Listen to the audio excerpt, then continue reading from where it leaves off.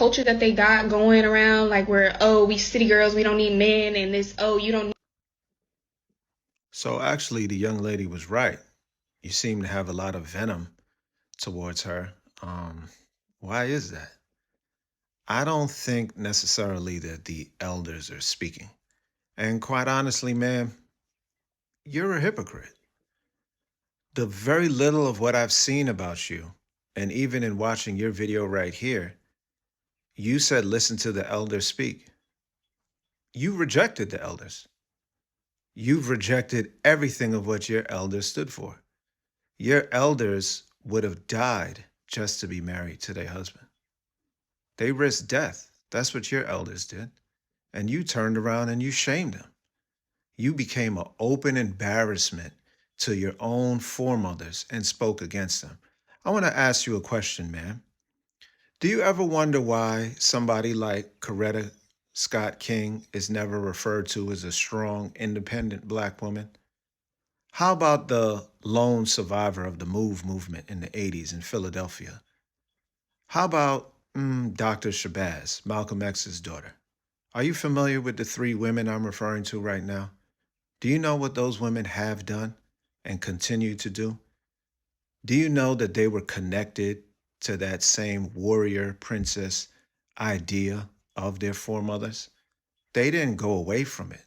They never looked at themselves as above or beyond their people. They did what was needed at the time and they carried the torch. But yet they're never looked at as strong, independent black women. Now, why is that? Hmm? Why is that? So I don't see you honoring your elders. I see you disgracing them. And I see you speaking with a sense of venom against the future, as if you feel they're going to possibly replace you. Why?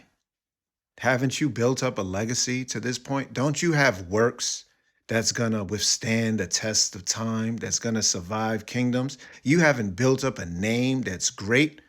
Your name isn't on lands and carried over from sea to sea. You haven't built that up yet? Hmm. The young lady's right. If she's referring to God's word, what's your problem? Now let's address submission.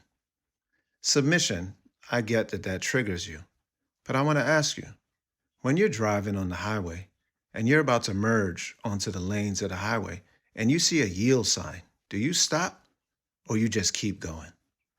You know why you should stop when you see that yield sign? You know, yield is synonymous with submit, right? That's to ensure things work better. So, to get the optimal, efficient outcome, one has to submit to the other. That's just called order. That's all it is. If I tune into your show, God forbid I hated myself and I did that, wouldn't I have to submit to the conduct of how you choose to run your show? I mean, wouldn't I have to do that? But why should I submit to you? Aren't there other women who are going to submit to you?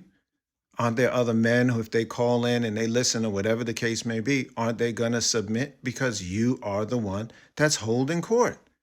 This is very easy. So, God, being wise as He is, He looked at it and He said, in order for a household to run on its optimal points, there has to come a point in time where that woman is going to submit to her husband to ensure efficiency. But you know, it's not about him or her, it's about what is right. Because God also told husbands and wives to submit to each other. Are you not familiar with that text, ma'am? Do you have an issue with a husband submitting to his wife when she is right and he may be wrong, like God said? Do you have an issue with that? Or is the word submission acceptable to you then?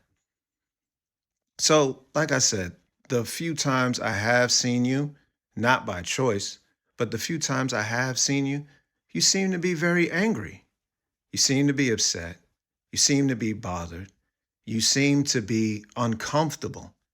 And then when you see people with that youthful glee and like that strength and desire, you seem to want to discourage them. Now, why would you do that? And which one of our wise, beloved elders ever did that. Don't you know the future rests in our children, rests in the generations behind us? Are you doing a good job of bringing up the generations to come? If not, then I could understand why you feel the way that you feel and why you give off the energy of what you give off. But no, you can't speak against the Bible and then bring up some other text. And by the way, man, name the greatest kingdoms that have ever ruled this planet Earth. And I'm not talking about as far as morality is concerned. I'm talking about as far as who had the ability to be influential.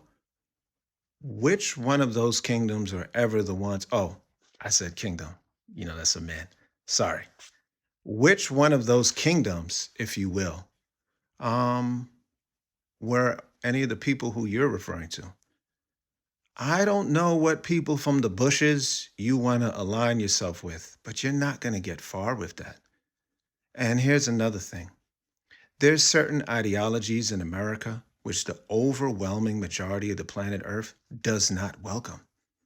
So you are really in a minority if you want to accept something and put it into your life to ruin your own community that majority of the planet Earth does not want to accept.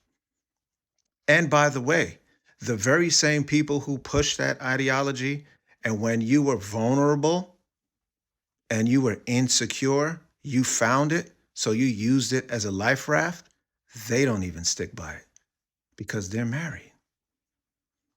So, what's going to happen with you? If they didn't believe it and they didn't stick to it, what are you doing? Come on, let's do better.